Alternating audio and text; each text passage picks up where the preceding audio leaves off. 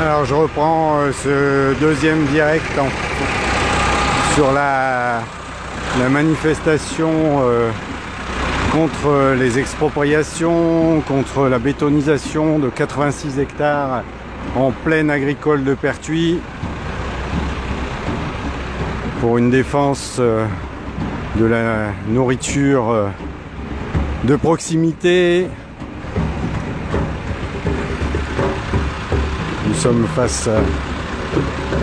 sur le rond-point face à une enseigne bien connue.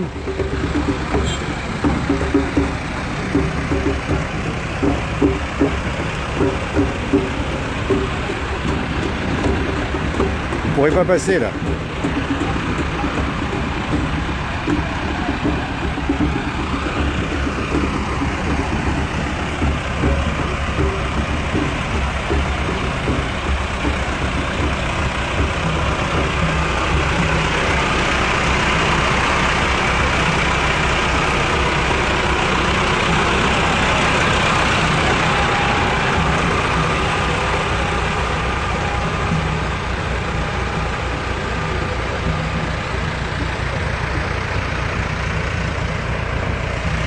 Merci d'être fidèle et de reprendre le fil de l'actualité. Je fais par petits morceaux parce que tout à l'heure c'était pas très utile. On était dans une partie de la zone qui est complètement déserte entre midi et 2. Nous voici à nouveau sur l'axe principal d'entrée à Pertuis.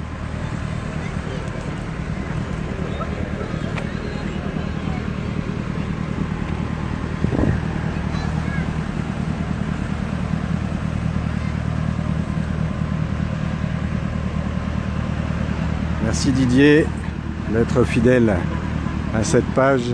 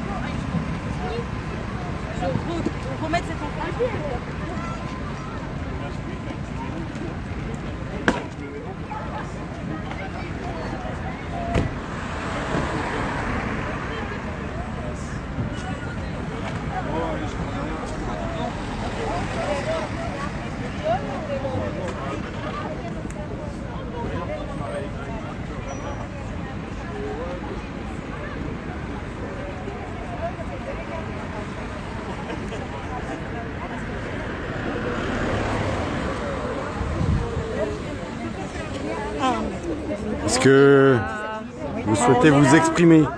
Ah ben oui, on est atterré devant ces décisions qui sont prises de bouffer 86 hectares de terres agricoles pour en faire du béton, parce que il me semble que le béton, ça se mange pas, je crois. Donc c'est mieux de planter des patates ou des choux. Voilà, je trouve que alors vu que je suis sur plusieurs manifs en même temps, je vais me permettre de le dire, c'est que la mairie de Pertuis, elle fait n'importe quoi, hein. Elle interdit les endroits, elle bétonne. Ça va quoi, on n'est pas Aix-en-Provence où on n'a pas envie de le devenir, quoi. Donc voilà. Ouais, mais l'argument des décideurs de ce projet, c'est en fait d'une part de dire cette zone d'activité en prévision va apporter de l'emploi. Et d'autre part, pour certains, on ne sait pas très bien, parce qu'en fait, c'est pas défini. C'est-à-dire que ça pourrait être une zone d'activité, mais finalement, ça pourrait être une zone... Il y a des gens, même parmi la majorité municipale, qui disent ça pourrait être une espèce de petit plan de campagne, ce qui, écologiquement parlant, serait vachement bien, parce que ça permettrait aux gens le dimanche de ne pas aller faire la queue à plan de campagne, et donc de ne pas faire 40 km en voiture, parce que les voitures ça pollue, et donc d'avoir son petit plan de campagne chez soi. Ce serait bien pour tous les villages du Luberon. Donc je sais pas, qu'est-ce qu'on trouve comme argument face à ça? Nous perso ça nous intéresse pas. Pour notre petit couple, plan de campagne on n'y va jamais, ou très rarement. Et déjà maintenant il faut le pass, donc on n'y va plus. Et quel argument?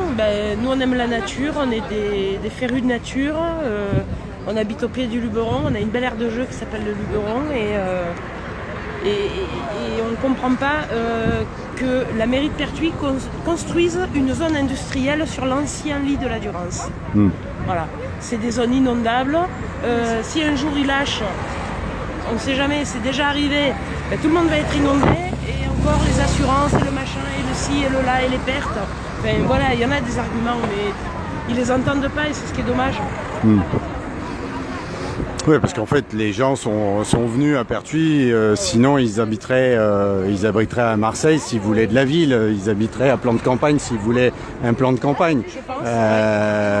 Donc si on vient ici, la plupart du temps, alors soit c'est des gens qui habitent ici, sont des gens qui, pour certains, habitent ici depuis plusieurs générations, mais tout l'apport qu'il y a eu ces dernières décennies, c'est des gens qui justement venaient pour chercher un espace un peu plus verdoyant et pas se retrouver dans le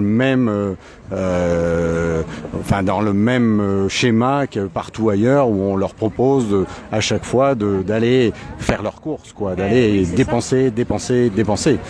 Moi je suis née à Pertuis, mon père est né à Pertuis, mon arrière-grand-mère. Bisous, ça va? On est à fond.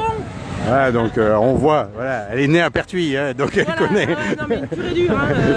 Mon arrière-grand-mère était de Pertuis aussi, donc voilà, on est des pures souches. Et il y a 4 ans, on s'est barré de Pertuis, on est parti dans un village au pied du Luberon parce qu'on n'en pouvait plus de cette ville. Voilà, ça devient du grand n'importe quoi, c'est plus ce que c'était. Et bon, ça a toujours été une ville dortoir, ça on le sait, mais ça a perdu tout ce petit charme que ça avait, quoi. Bon, avec la population qui s'agrandit, etc., quoi. Mais non, moi je trouve inconcevable que des terres agricoles et de surcroît inondables soient amenées à être construites. Voilà. Mais bon, comme on a un maire qui est un peu fou, on peut le dire, hein, c'est pas un scoop. Donc voilà. Bon. Merci. Merci.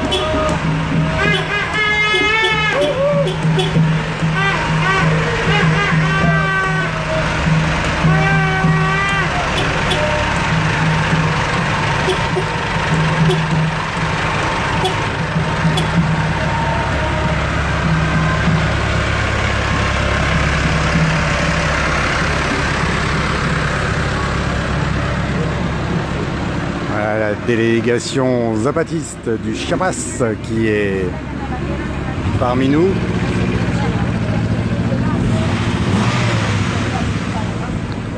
Ça va et toi? Ça se passe bien? Il y a ma femme et mes enfants, tu as vu? Oui, j'ai vu. Ouais. Bonne journée.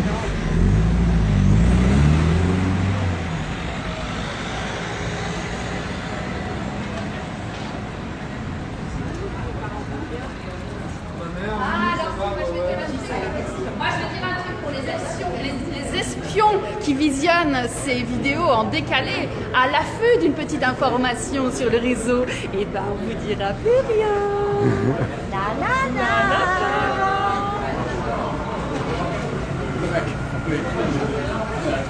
Bon, monsieur Cartier, vous avez un truc à dire? Ah, j'ai un truc à dire, on n'est pas très nombreux, j'aurais aimé qu'on soit, ça méritait d'être 10 fois plus nombreux, mais ça viendra sûrement. Ouais, bah, peut-être que l'information n'est pas tout à fait passée, que... Peut-être qu'il y a beaucoup de manifestations et que les gens ne savent plus bien où donner de la tête, peut-être qu'ils sont d'accord avec nous mais qu'ils ne sont pas là. Ouais. Je l'espère. Voilà. Affaire à suivre de près.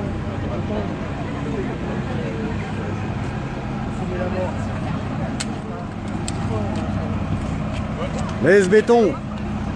Ah ouais, il faudrait bien. Hein. À ce soir. Laisse béton. Et oui, c'est ça. Quel monde voulons-nous? On est nombreux à vouloir un monde plus vivable, sustainable en anglais, soutenable, vivable quoi. C'est tout. On espère pouvoir reprendre un bon cap.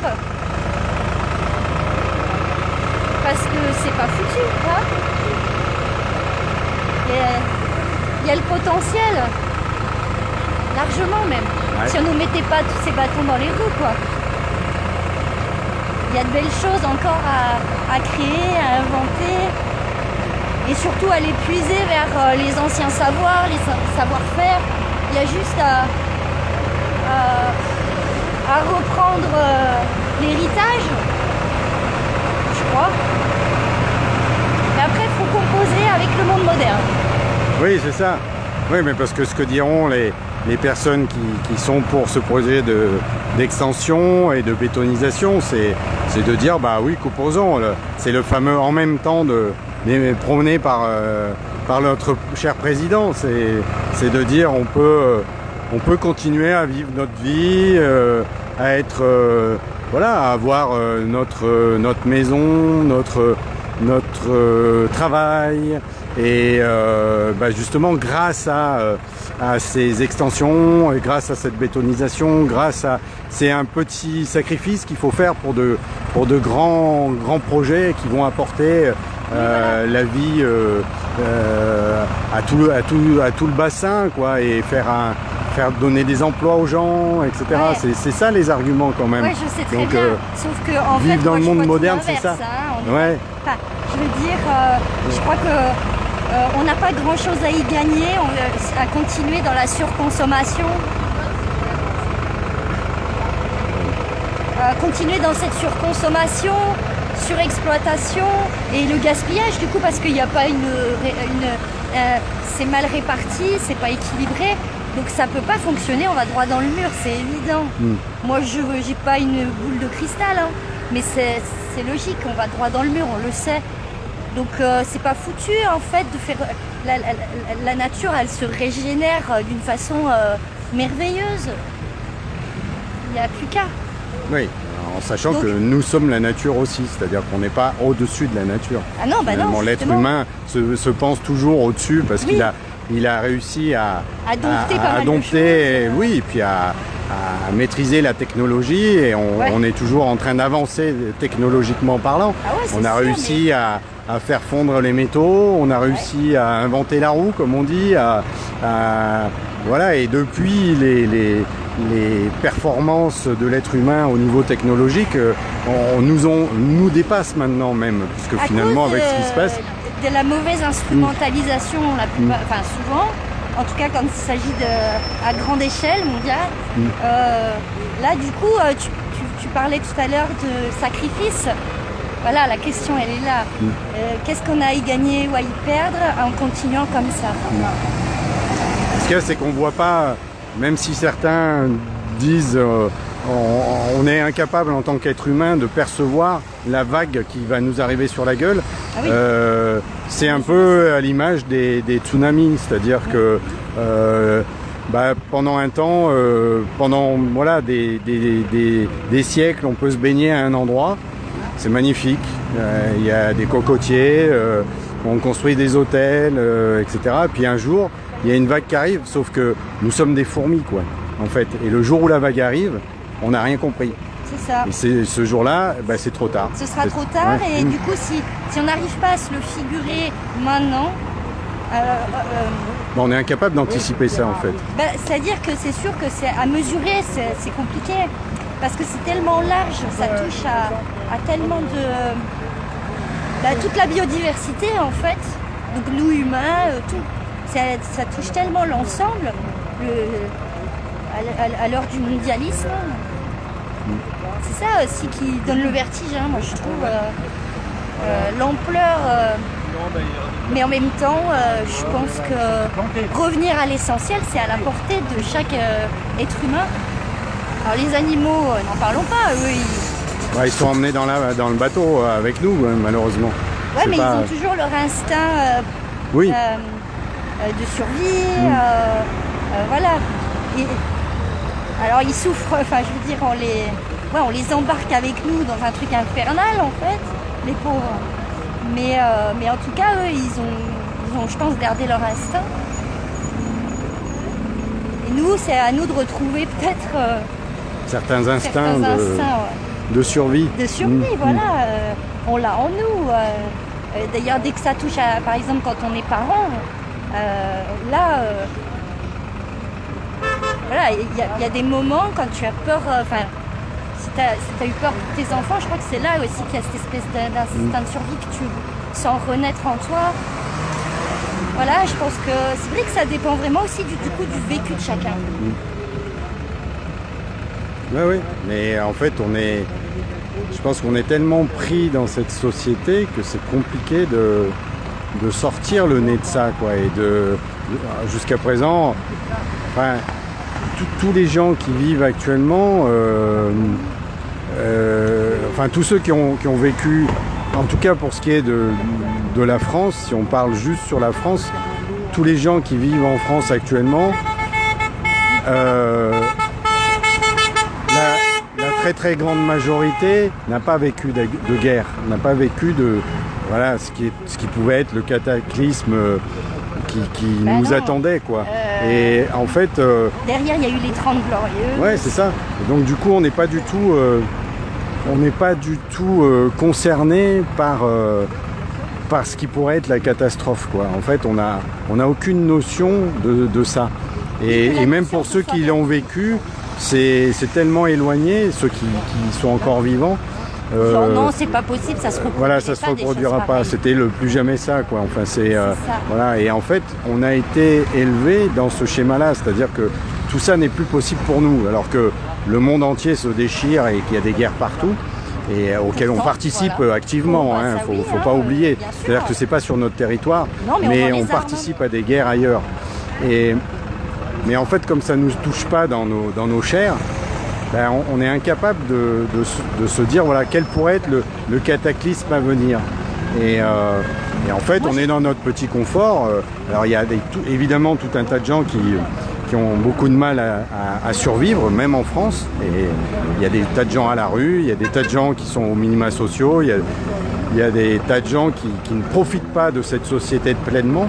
Ah bah, ça, Mais ça fait partie des déchets c'est les marginaux. dégâts collatéraux de la société de consommation. Et en fait, on est incapable, tous ceux qui en tirent un tout petit peu les marrons du feu, on veut continuer à le faire. Et en se disant, pour l'instant, ça va bien, quoi.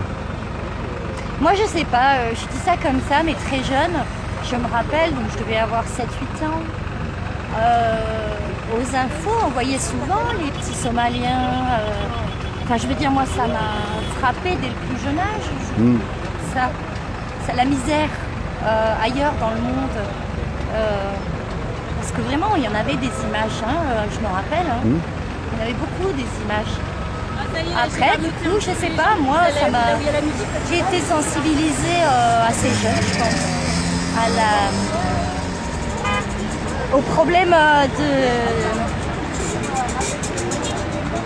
du mauvais équilibre, entre ce fossé entre riches et pauvres, quoi. La misère d'un côté, le gaspillage indécent d'un autre. j'ai pu constater en grandissant que ça ne faisait que s'accroître. Donc voilà, je sais pas comment ça se passe dans la tête des autres gens, moi. Enfin, si, pour certains, mais globalement, je sais pas, ils ont peut-être pas eu ces repères-là. Pardon. Non, mais c'est certain. Après, ça dépend du vécu de chacun et de l'enfance qu'on a pu avoir. Oui. Attention. Et Je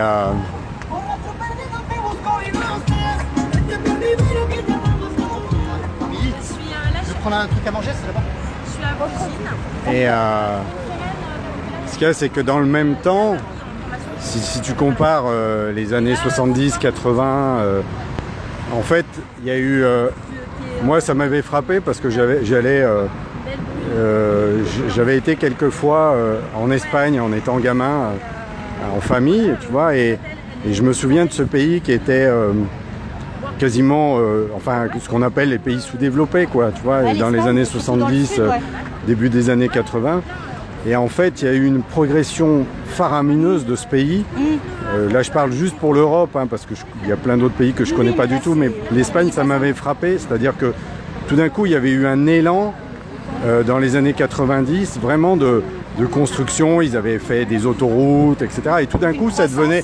Ils avaient rejoint des pays comme la France, en tout cas sur le papier. Enfin, pas sur le papier, mais c'est-à-dire que ils avaient rejoint ça et cette espèce de progression, et pour dire bah voilà, on fait des lieux des voies de communication, on fait et puis finalement voilà, tout avec l'arrivée de l'Europe, etc. Ils ont bénéficié d'une manne financière extraordinaire et ils ont pu atteindre, en tout cas virtuellement, le même niveau, c'est-à-dire que les Espagnols, même si leur salaire de base est largement en dessous de celui de la France, et c'est là que l'Europe déconne complètement, mais finalement ils avaient... est moins élevé aussi. C'est un peu moins élevé, mais c'est vrai que du coup, il y a cette espèce de truc où toutes les familles, et ça a été valable pour la France aussi, c'est-à-dire que maintenant, moi je me souviens gamin, les gens, ils avaient des vieilles bagnoles. Tu vois, ils avaient un smicard, il avait une vieille bagnole. Tu vois, et ça se voyait. C'est-à-dire que maintenant... Dans un foyer, chacun... Ben maintenant, alors il faut pas faire de généralité, évidemment, il y a toujours des familles qui n'ont pas de voiture, il y a des familles qui... Mais sur la grande masse, on a permis aux gens par le crédit, et donc toutes les familles sont endettées jusqu'au cou et jusqu'à la fin de leur jour pour acheter leur petit appartement ou leur petite maison et leur voiture, etc. Et en fait, comme c'est devenu comme d'acheter des baskets et d'avoir une marque telle ou telle, et donc finalement tout le monde court après ce truc-là et on est tous capables de... Enfin, tout le monde va dans ce sens-là, c'est-à-dire qu'il faut avoir une jolie voiture, Et en fait, quand tu regardes dans les rues, tout le monde a... Enfin, il n'y a pas de vieilles bagnoles cabossées, quoi. C'est vrai, hein, très ça peu. a vachement changé très le peu. paysage. Alors que, moi je me souviens gamin, c'était monnaie courante. Et donc en fait, on a fait accéder... Il y a eu un progrès de ce côté-là, alors... Progrès dans ce schéma-là. C'est-à-dire dans le schéma capitaliste qui veut... En fait, on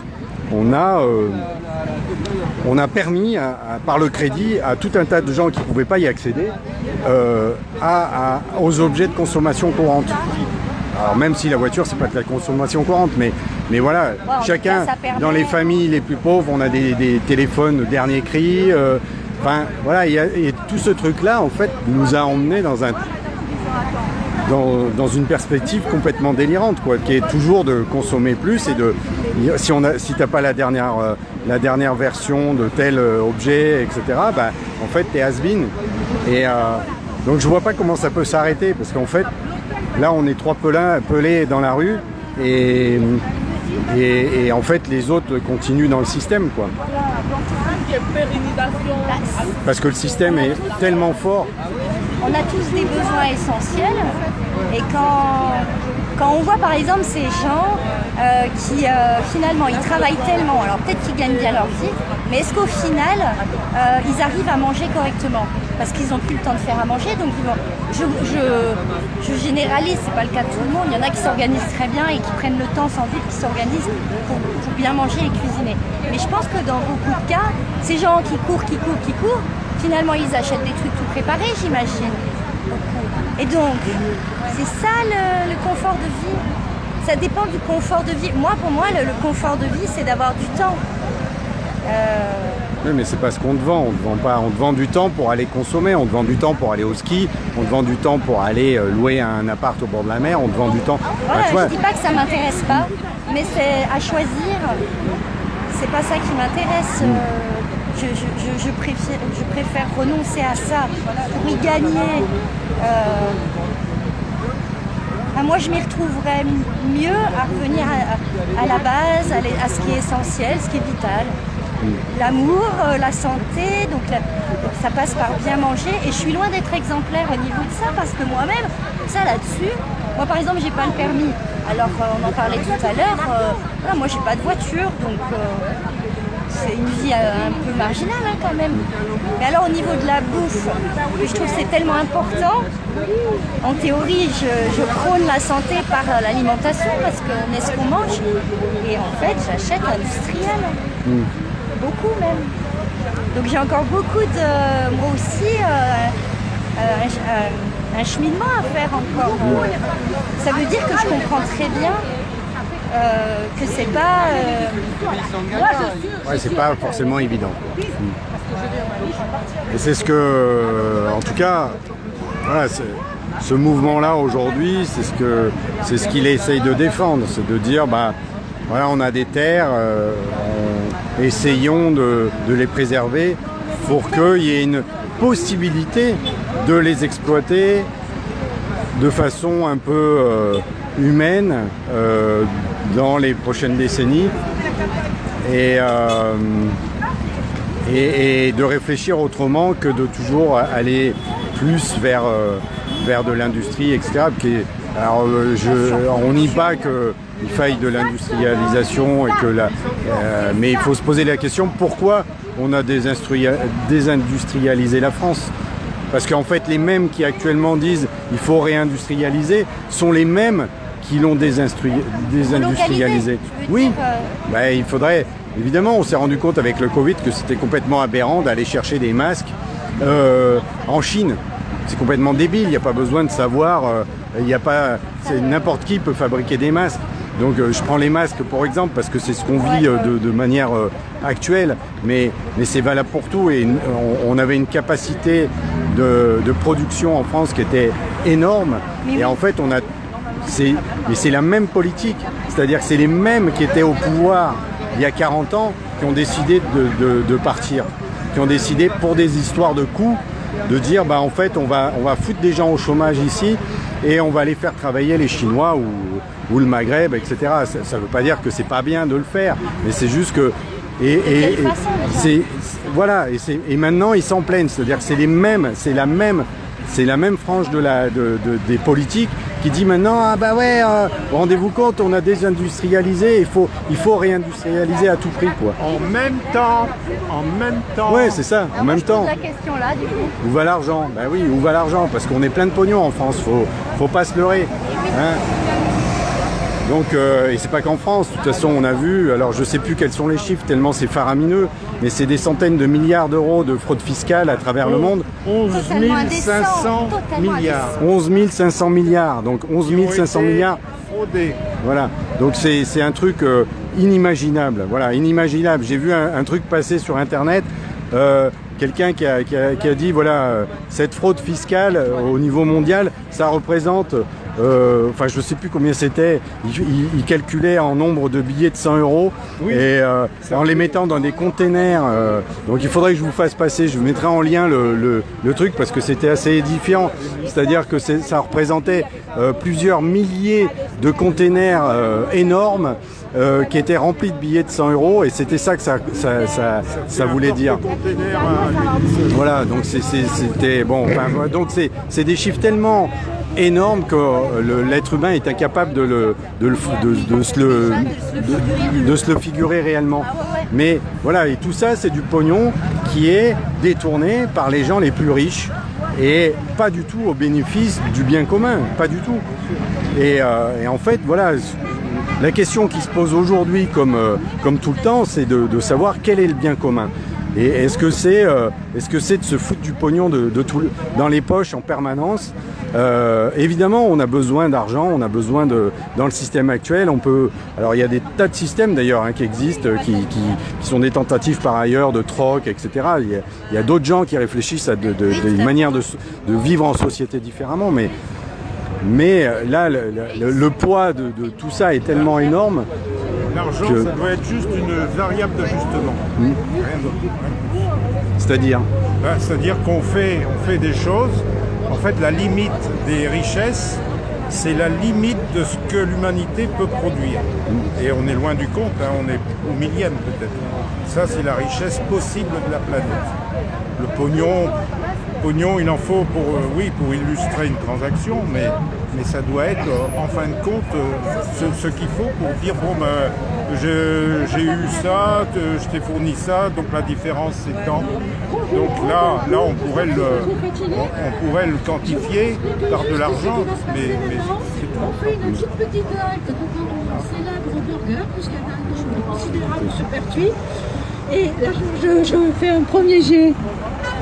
Un premier jet pour vous, après je vais recommencer là-bas parce que le micro porte pas assez bien. Donc vous allez voir la primeur là maintenant. Donc on fait une petite halte devant le burger. Ensuite on va le dépasser et on va s'arrêter dans un chemin où vous pourrez aller voir l'extension de la zone ouest, comme vous avez vu de l'autre côté l'extension de la zone est. Il y a une très très belle vue, il y a de très beaux arbres, c'est aussi cultivé et ça va être bétonné. Donc là on va repartir dès que j'ai fini de faire l'annonce à ceux qui sont devant et on s'arrêtera sur le chemin et vous irez à pied sans les tracteurs parce qu'ils n'auront pas la possibilité de faire demi-tour jusqu'au bout du chemin pour voir l'étendue de la zone ouest. Voilà, donc c'était notre guide qui nous guide. Attention à ton... Voilà, c'était l'explication. Donc on va aller... Là, la manifestation va aller vers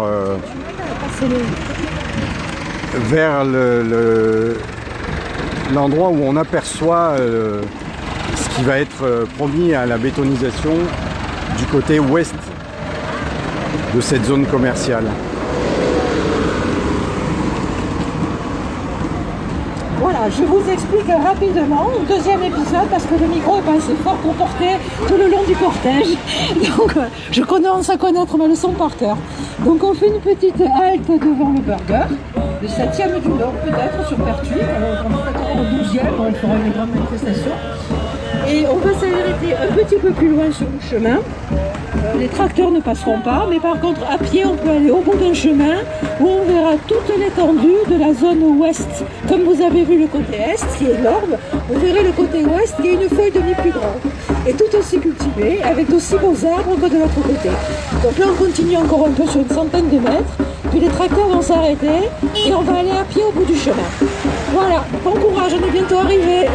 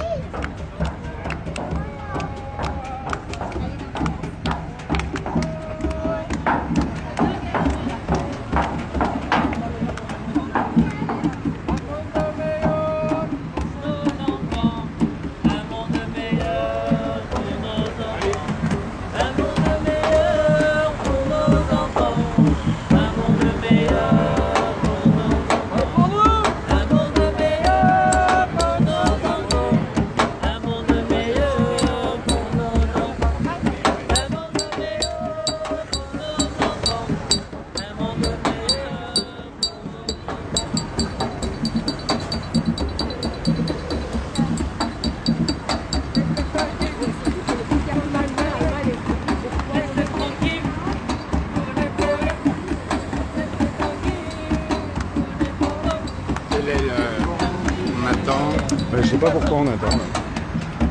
Parce que le portail n'est pas ouvert. Non, non, pas besoin du portail. Là, je sais pas, hier à la réunion, on avait parlé d'une clé. Ah non, mais c'est après là-bas. Ah oui.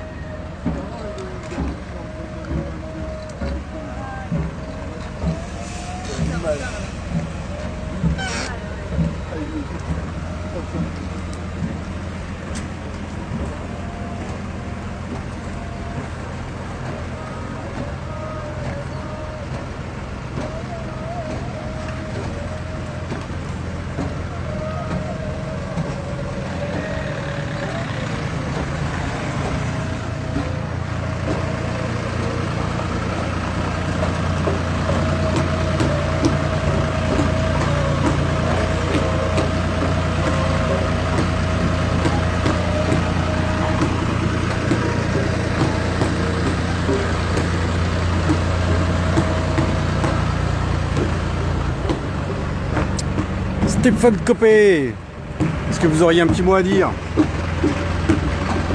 Je dirais qu'on est sur une manifestation qui malheureusement, genre une manifestation qui se multiplie actuellement, parce qu'on a beau dire qu'il ne faut plus artificialiser les terres agricoles, on insiste encore malheureusement dans tous les documents d'urbanisme, dans tous les projets, encore et toujours, on veut bétonner les terres.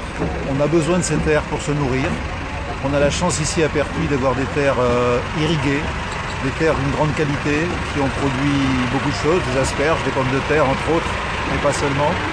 Et donc on souhaite vraiment préserver ces terres. Aujourd'hui on nous dit en quête d'utilité publique par rapport à la préservation, enfin réservation foncière. Comment on peut déclarer d'utilité publique une réservation foncière si on ne donne pas l'objet de cette réservation?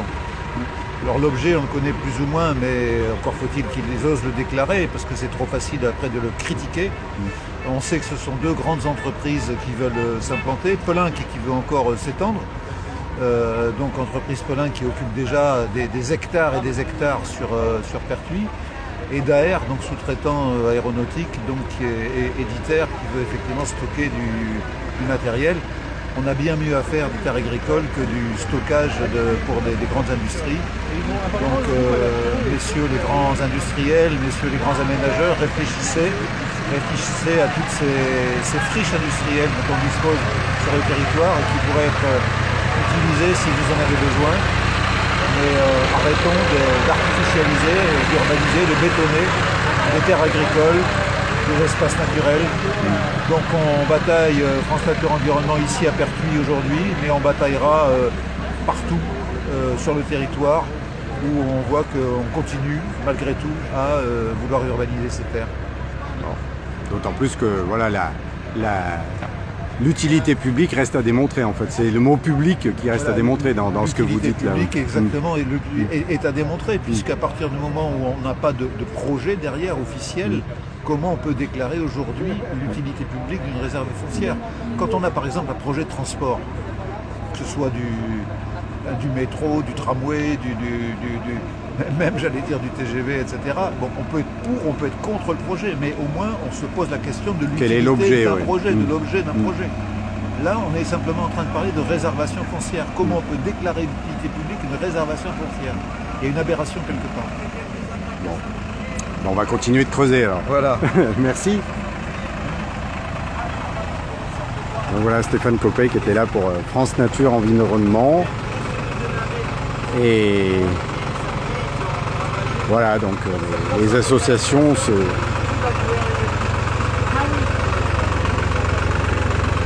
se mobilisent.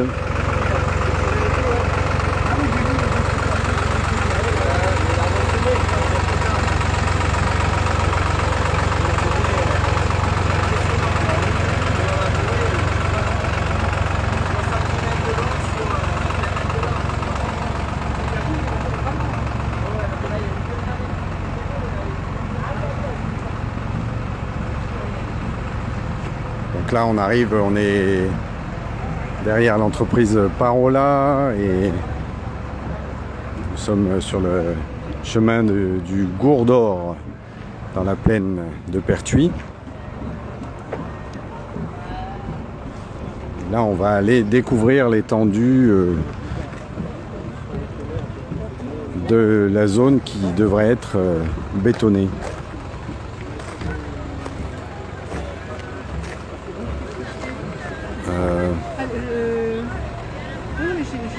Ouais, c'est off. Pas avec le chemin, peut-être pas. Elle est partie où, Bernadette? Elle est partie devant pour expliquer, mais elle m'a dit d'attendre avec ça parce qu'on ne sait pas si... Je vais voir, Si. je vais le prendre.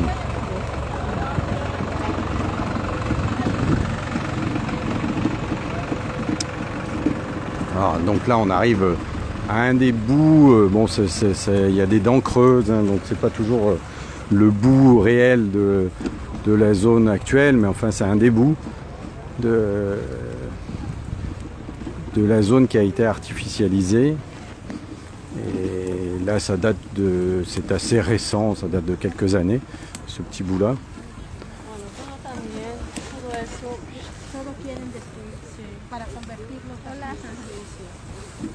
Ça va, Nick?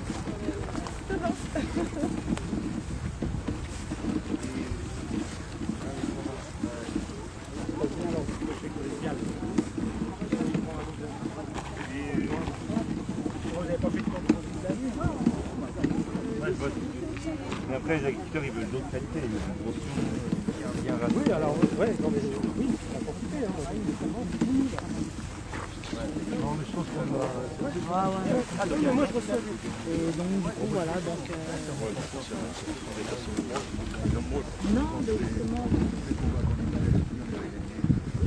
Donc on va aller voir un peu plus loin. Donc là, tout ça, ce sont des terres. Alors ça, c'est une des parties qui est en friche actuellement. Donc il doit y avoir sur l'ensemble de la zone visée par cette extension, qui est de 80, je le rappelle, c'est 86 hectares. Il doit y avoir 4-5 hectares qui sont en friche réellement. Le reste, donc en gros sur les 86 hectares, il doit y avoir 64-65 hectares qui sont de la nature. Et donc une soixantaine d'hectares, on est en train de faire donc Terre Vive est en train de faire le bilan de tout ça. En gros, il y aurait une soixantaine d'hectares qui seraient cultivés.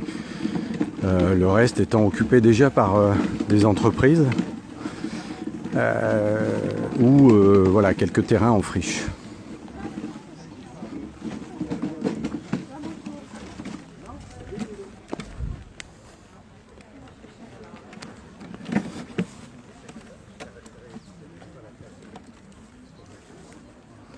Donc là on voit. Voilà, j'ai un petit problème technique, voilà.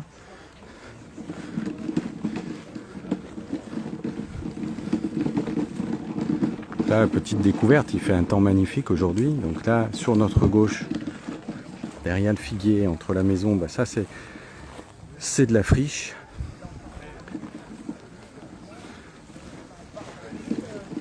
Et là, nous arrivons en bout avec des terrains qui sont absolument cultivés.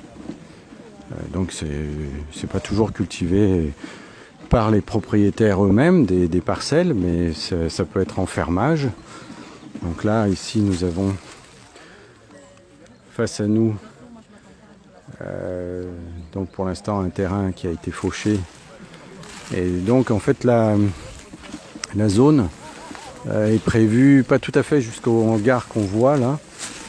Donc, je vais vous mettre un petit peu, voilà, le hangar qu'on voit sur la droite de l'écran, pardon, le hangar qu'on voit sur la droite de l'écran n'est pas concerné par l'emprise de la future zone. La zone est à peu près à mi-chemin.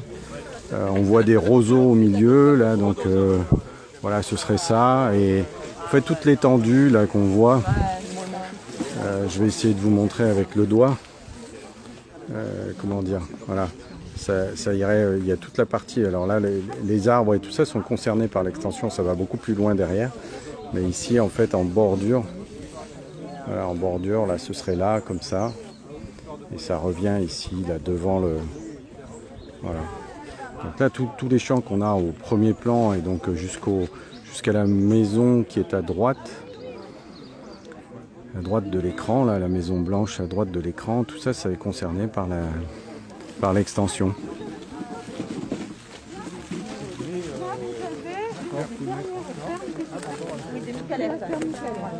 Donc il a ce terrain. Bernadette, viens là, Oui. regarde. Oui. Ah, il faut récupérer le micro. Ah, tu l'as encore perdu le micro.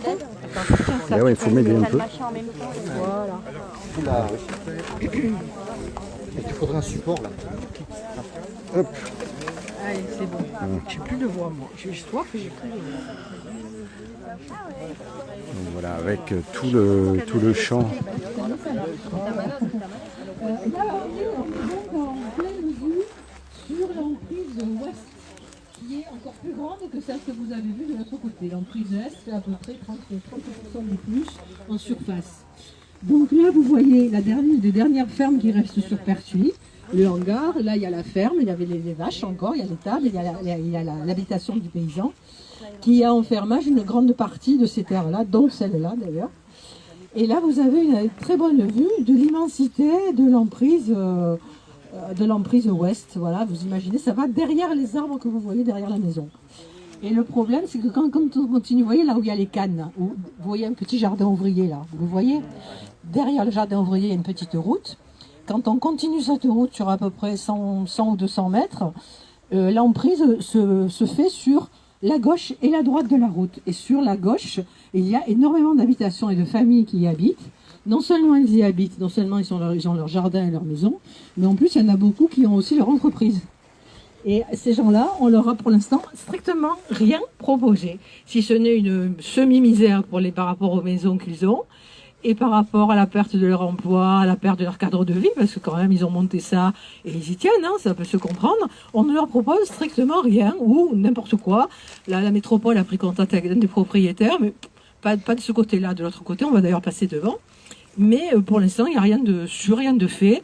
Donc ça fait 2 ans que ces personnes attendent d'être mangées, si j'ose dire, c'est un petit peu ça. Et c'est assez honteux. Et ce dont on n'a pas parlé ce matin, c'est que le côté humain n'a absolument pas été pris en compte. Chaque mètre carré, l'établissement public foncier, la métropole et la mairie se sont jetés dessus. C'est-à-dire que si, bon, moi je prends mon exemple parce qu'il est particulier, il y a 86 hectares. Moi, on me prend 3000 mètres carrés, ce qui sur 86 hectares n'est vraiment pas grand-chose. Et on me propose, tranquillement, j'ai des chevaux, pour déménager, on me propose 3000 €. Donc il faut que je retrouve la même chose pour 3000 €, surtout que ma maison entourée de hangars ne vaudra strictement plus rien. Voilà. Et c'est tout. Ben voilà, point barre, vous voulez pas 3000 €, donc vous n'êtes pas là, vous n'êtes pas d'accord. C'est pas grave, on vous expropriera quand même. Voilà, c'est ce discours-là qui est tenu. Et encore, bon, moi, je perds pas mon emploi. Mais je vous dis, toutes les familles qui sont de ce côté-là, peut-être vous passerez tout à l'heure en voiture ou si vous vous promenez à vélo, vous le verrez. Toutes les maisons qui sont à gauche de cette petite route sont expropriées. Et en gros, c'est fermez vos gueules. Voilà. On a besoin de terre, pas cher. On a besoin de terre pour, soi-disant, essayer de remédier à la pression foncière. Et ben, pour remédier à la pression foncière, on exproprie 200 parcelles et 30 familles qui y habitent à 1 € le mètre carré. Débrouillez-vous, il n'y a rien à voir. Voilà. Et c'est honteux. Voilà. En plus de l'artificialisation des sols, c'est un petit plus qui est absolument honteux.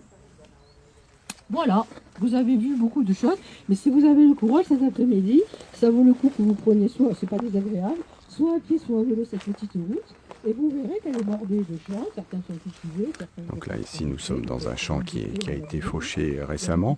En fait, là, ici, nous avons la ferme Mikalev, qui est juste là derrière l'arbre, et donc une laiterie où vous pouvez acheter votre lait à 17h tous les... Je fais un peu de publicité pour Monsieur Mikalev, mais vous pouvez aller acheter votre lait fermier à cet endroit-là à 17h, et tous les jours.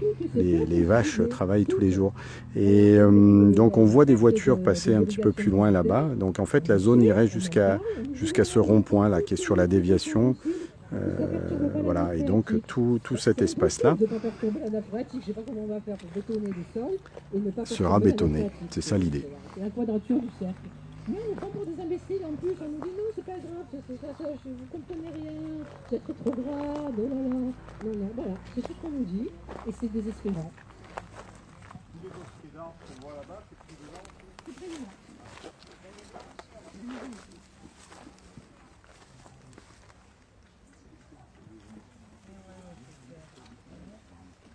Il y a beaucoup de familles qui étaient des familles qui bougeaient, qui se sont sédentarisées.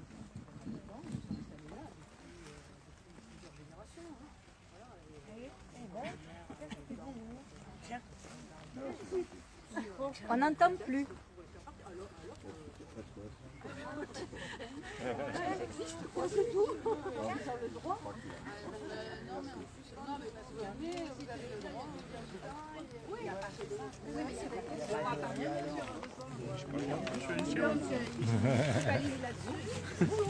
C'est pas vrai. Les grands partout sont des baraques avec quand vous passerez que vous voyez le baraque. Ah oui, c'est des mamans comme il y a dans la région du Voilà, donc si vous avez tout vu, si vous n'avez pas de questions à poser, on peut faire demi-tour et commencer à avancer vers le pique-nique et le fait de s'asseoir. Pour certains, je pense que ça fera assez plaisir. Voilà, alors on peut faire demi-tour.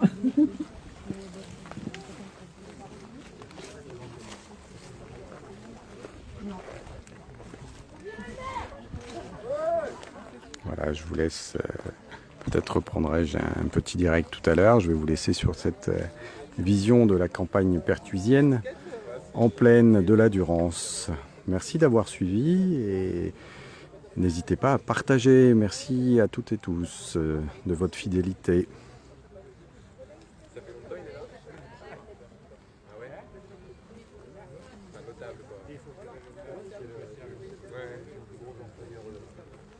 C'est des voitures.